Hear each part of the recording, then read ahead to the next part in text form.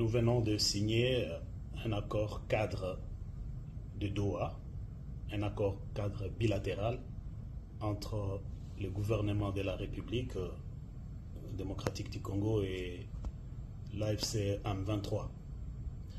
Cet accord que nous venons de signer contient 8 protocoles qui englobent les causes profondes des conflits.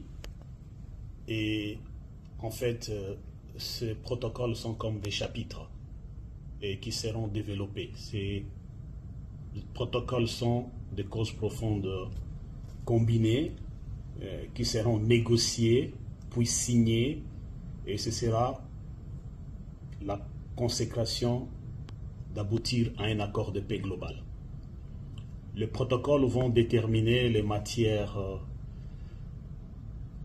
à discuter, les calendriers de mise en œuvre et les acteurs qui vont procéder à cette mise en œuvre. Dans cet accord cadre signé, il n'est assorti aucune clause contraignante, c'est-à-dire il n'y aura ni modification de la situation sur le terrain, ni aucune activité quelconque jusqu'à ce que le protocole soit débattu, négocié, discuté l'un après l'autre jusqu'à la conclusion finale d'un accord global de paix. Donc notre population peut patienter, le chemin est encore long.